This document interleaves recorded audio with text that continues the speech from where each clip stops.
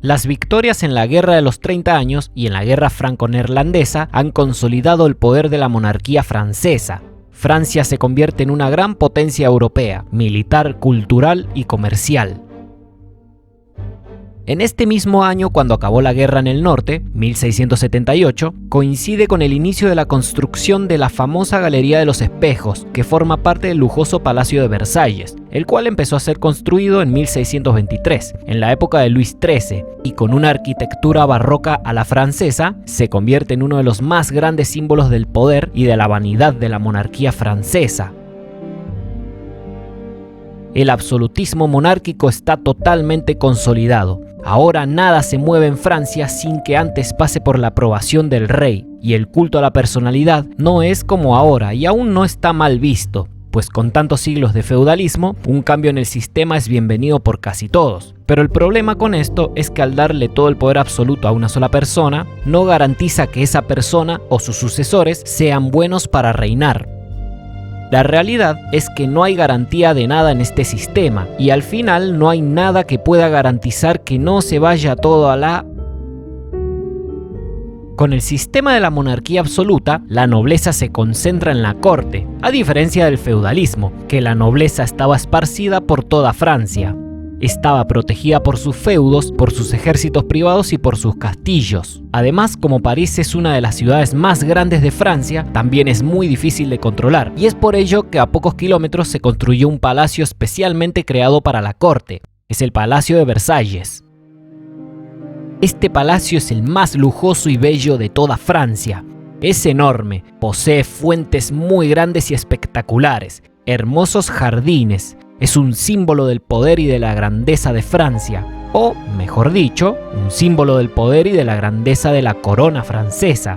Porque sí, lo que sucederá es que a la larga, los franceses se darán cuenta de que la gran gloria y la grandeza no es para todos, solo para los que están vinculados al Estado, a la corona, y el terror que se les vendrá un siglo más tarde con la madre de las revoluciones será realmente tremendo. ¿Nunca se han preguntado por qué los políticos y la gente de poder de ahora ya no visten de forma fastuosa, mostrando joyas, lujosos vestidos y demás cosas impresionantes? Eso es porque han aprendido del pasado. Incluso en el siglo XX ya lo hacían. Aquellos famosos dictadores todopoderosos que se hacían llamar a sí mismos como hombres del pueblo o representantes de lo popular, muchas veces vestían mostrando un uniforme militar, dando a entender que eran disciplinados y que entendían de las condiciones por las que tenían que pasar los duros soldados que pelearon en las dos guerras más grandes de la historia.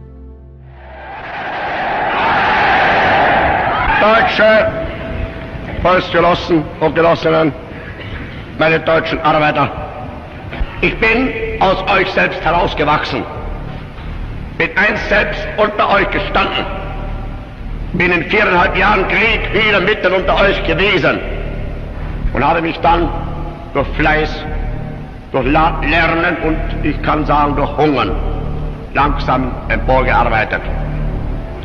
In meinem innersten Wesen bin ich immer das geblieben, was ich vorher war.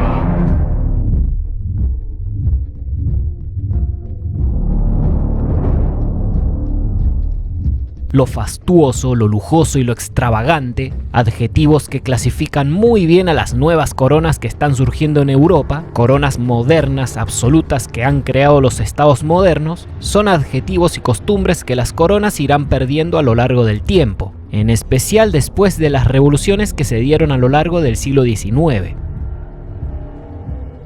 Ahora el rey es la autoridad máxima del Estado. No solo está por encima de cualquier francés común y corriente, también está por encima de la nobleza y del clero. Todo gira en torno al monarca, por ello es que lo apodan como el Rey Sol, haciendo referencia a que es el sol de la misma Francia. Nunca antes hubo un rey como Luis XIV. Tiene a su disposición a miles y miles de sirvientes. Ahora es el rey. Y este monarca no tiene las mismas responsabilidades de los hombres comunes. Ni siquiera la nobleza se le compara. El monarca solamente tiene gracia y privilegios. Incluso el comportamiento de la nobleza cambia, ya que si antes competían mediante las armas y las batallas, ahora compiten por ver quién está más cerca del rey, porque estar más cerca del monarca significa estar más cerca del poder. Es a partir del Rey Sol que la política francesa se parece más a la política actual que a la política medieval. La monarquía francesa es más elitista que nunca. Los privilegios de la nobleza son enormes, igual que los del clero, pero los únicos privilegios totales son los que posee el rey, que es el centro de toda Francia. Y todo esto hace que poco a poco lo vaya aislando del mundo real. La nobleza se va separando poco a poco del resto del pueblo francés y va perdiendo noción de lo que está sucediendo fuera de sus muros muy cómodos. Se practica el culto a la personalidad del monarca, lo que significa que todo lo que haga el monarca está bien y no tiene que ser cuestionado, algo que nadie se atrevería a hacer, y para hablarle al rey hay que hacerlo de una forma muy ingeniosa. Se trata de una corte basada en la buena educación y en los halagos. Al rey hay que hablarle de forma inteligente, hay que ser ingenioso, hay que ser muy educado, pues el absolutismo se basa en el culto a la personalidad, lo que a su vez le gusta demasiado a los tiranos, ya que esta práctica política no solo les otorga un poder absoluto, sino también que se los halaga, se los adula. Esa es la principal diferencia del tirano y del autoritario. La tiranía va mucho más allá. Un tirano no solamente es alguien autoritario, es alguien que también quiere la aprobación y la adhesión del pueblo. Por ello es que tienen que recurrir al adoctrinamiento. Lo que sucede con el culto a la personalidad es que a la larga los tiranos empiezan a creerse todo lo que les dicen, las adulaciones, los halagos y todo lo maravilloso que son, obviamente entre muchas comillas. Empiezan a creerse que son los únicos capaces de gobernar un país, y esto daría pie a empezar a creerse que son superiores, y aunque no lo digan, empiezan a creerse que son mejores que el resto de los humanos. En este caso, mejor que el resto de los franceses. Los gobernantes se separan completamente del resto de los franceses. No solamente han centralizado el poder bajo la corona, sino también que se la pasan muy lejos de las calles y los campos de Francia. Están constantemente viviendo en lujosos palacios, como lo es el de Versalles. Un lugar que es hermoso, pero es aislado, y a la mayoría francesa no le gusta el hecho de que sus gobernantes se encuentren aislados, tomando decisiones de poder que afectan a todo el mundo, pero que se encuentran aislados y rodeados de grandes lujos. Con el pasar de las décadas, la corte que gobierna Francia irá quedando cada vez más alejada y aislada del pueblo, algo que al final será mortal para la monarquía, puesto que la mayoría de los franceses están pasando por una situación totalmente distinta a la de la corte. De hecho, se avecina una crisis que hará que todo estalle, y ni siquiera un rey absolutista estará a salvo de la rebelión que le espera a Francia. Con el tiempo, el pueblo se irá dando cuenta de cómo está viviendo la nobleza de la corte francesa en Versalles, mientras que ellos sufren por las continuas crisis económicas, por las enfermedades, la falta de empleos, el hambre y por las guerras. Llegará un momento en que la gente ya no dé para más, y todo este sistema absolutista colapsará sobre sí mismo, provocando una gran rebelión que desencadenará miles de muertes por las calles de toda Francia.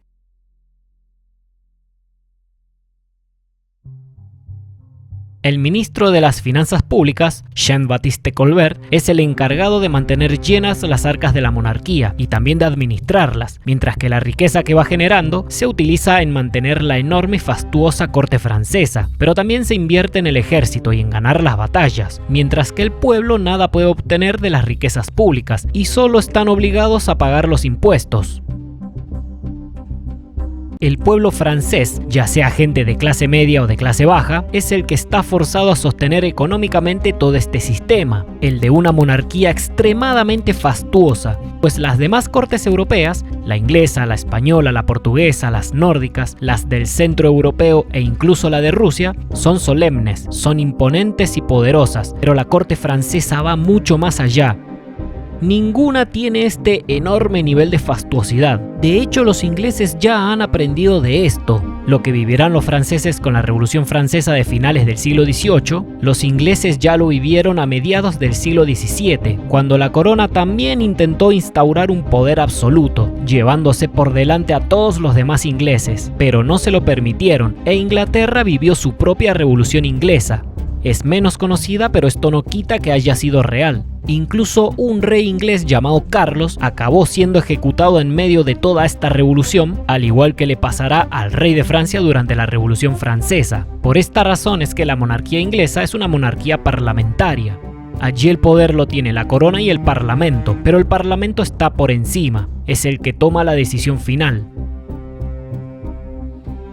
Para intentar mantener llenas las arcas de la monarquía, el ministro Jean-Baptiste Colbert se le ocurre la idea de enfocarse en la exportación de los productos más caros y costosos, para también importar solamente los productos más baratos y lo mínimo en cantidad posible. Su idea es vender caro y comprar barato, algo que es muy utilizado por los mercantilistas de las potencias coloniales. Colbert también se reúne con representantes de diferentes rubros en un intento por encontrar una solución a los problemas económicos producto de la enorme presión fiscal que está creando la monarquía. Colbert quiere calmar las aguas en Francia, quiere hacer que la economía fluya sin problemas. El ministro se reúne con ricos campesinos, con terratenientes, con burgueses, con dueños de negocios y con mercaderes, a quienes les pregunta qué tiene que hacer el Estado para mantener el sistema del absolutismo monárquico, pero sin hacer que los demás salgan perdiendo y dejar que puedan desarrollarse. Todo esto será muy difícil de lograr. Hay que tener en cuenta el contexto y la época. En esos tiempos no se tenían los conocimientos económicos que se tienen hoy en día. En aquellos días no se tenía en cuenta que lo fundamental para que un negocio chico o mediano pueda prosperar, lo más importante no es enfocarse en el consumo, sino en el ahorro. Por eso es que la enorme presión fiscal está en contra de lo que los propios ministros de la corona están intentando hacer. Hacer que los privados y los independientes puedan desarrollarse, pero manteniendo los enormes privilegios de la corona, lo cual le saca los recursos a esos privados y a esos independientes, que son recursos que podrían ser ahorrados y utilizar para su propio desarrollo, pero que son para mantener al Estado. Para unificar al Estado en una única entidad estabilizada, la monarquía de Luis XIV busca unificar a todos los franceses bajo una sola religión, con lo cual se termina la tolerancia religiosa, y en octubre del año 1685 revoca el Edicto de Nantes, lo que hace que los hugonotes o se conviertan al catolicismo o sean expulsados del país. Además, la corona envía tropas compuestas por soldados dragones, una infantería que se desplaza a caballo. Estos se tienen que establecer en los barrios hugonotes para forzarlos a convertirse al catolicismo, y lo hacen mediante el terror, maltratos, humillaciones, torturas e incluso saqueando estos barrios. Muchos hugonotes acaban convirtiéndose al catolicismo por miedo, mientras que muchos otros se ven forzados a huir, una clara muestra del violento autoritarismo que está ejerciendo el absolutismo monárquico, aunque más que autoritarismo, se podría hablar de una tiranía.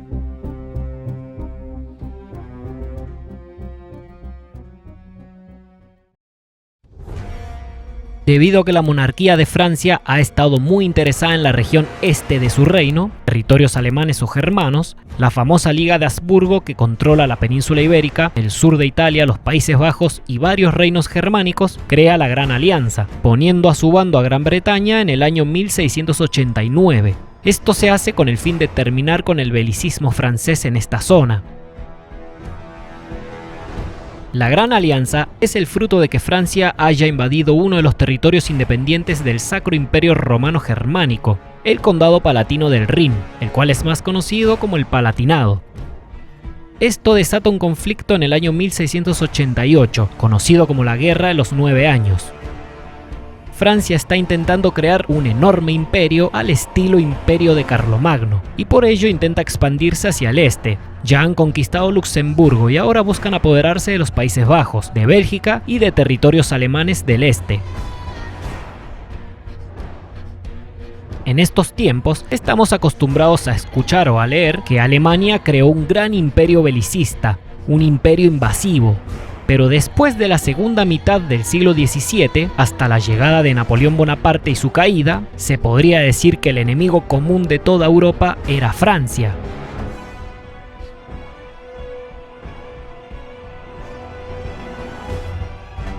Gran Bretaña, reinada por el nuevo rey Guillermo III, ha entrado en el bando de los Habsburgo debido a que los franceses están apoyando al bando jacobista en Inglaterra, que quiere restaurar en el trono a Jacobo II, quien fue derrocado en la Revolución Gloriosa.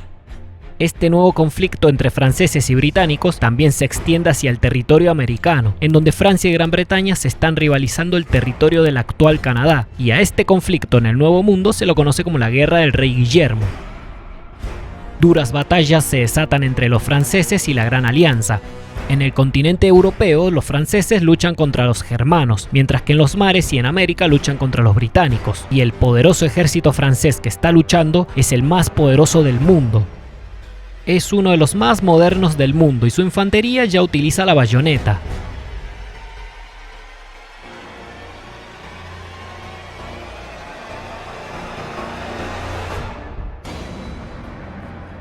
El poderío militar francés no solo se debe a la experiencia que ha ganado a lo largo de tantos siglos de batalla, también se ha visto modernizado y en gran parte gracias al ministro de guerra, François-Michel Letelier, que es el marqués de Louvois.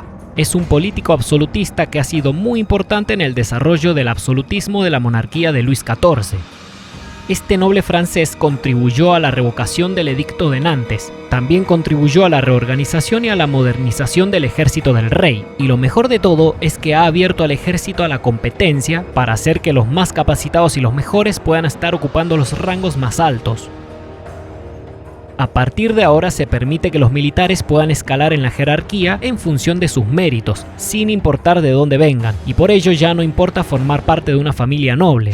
Si hay alguien que viene de más abajo y se lo merece, pues va a obtener su merecido rango militar, y esta competencia hace que el ejército francés empiece a quedar lleno de mariscales que son muy capaces.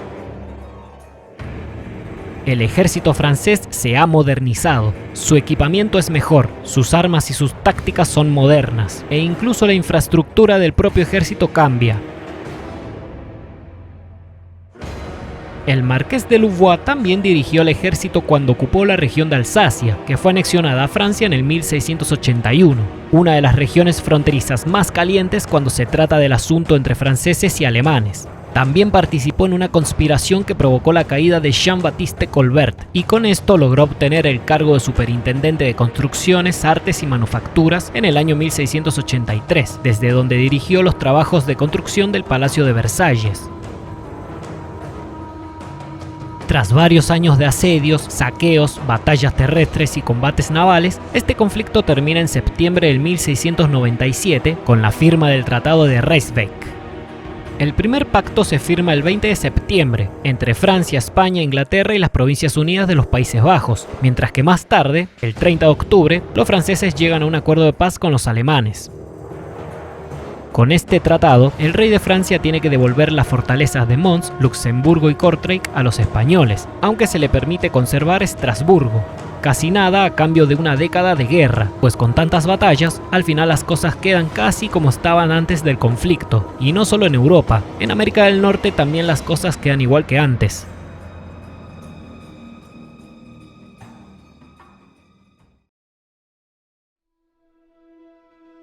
Para los franceses, el siglo XVII lleva el nombre de El Gran Siglo, debido a que por primera vez se ha establecido un orden social y se ha consolidado una monarquía absolutista. Los conflictos internos feudales terminaron, lo que pudo dar paso a una expansión territorial y a que los conflictos sigan, aunque fuera de Francia.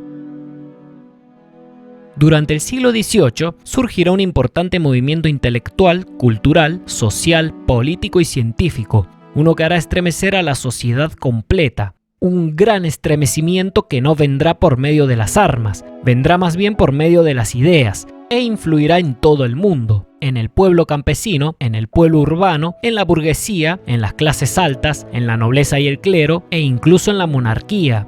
Se trata de la Ilustración. El movimiento de los nuevos ilustrados también se ve en Inglaterra, pero en Francia es en donde impacta con mucha mayor fuerza, y son muchos los ilustrados los que hacen traer nuevas ideas que pueden contribuir para construir una sociedad mejor, aunque el problema es que estas ideas chocan con todo lo que representa la monarquía absoluta. Los ilustrados hablarán en contra del absolutismo de la monarquía, el poder máximo en una sola organización, en contra del culto a la personalidad y el hecho de que una sola persona pueda controlar todo el país. La gran exagerada fastuosidad de la monarquía que es sostenida con el esfuerzo de todos los demás franceses. Los ilustrados hablarán en contra de todo esto. Son los primeros en hablar de liberalismo en Francia. Hablan en contra de que la palabra del rey sea la ley y que todo el país esté sometido al capricho de una corona. Pero no solamente hablarán de política. Los ilustrados también traen nuevas ideas que estarán basadas en la búsqueda de la verdad, mediante el método científico, y no mediante los caprichos de una persona. En la política, los ilustrados serán conocidos porque van a luchar por instaurar la separación de poderes en Francia, entre otras muchas ideas, y todas estas ideas harán que el siglo XVIII sea conocido como el siglo de las luces.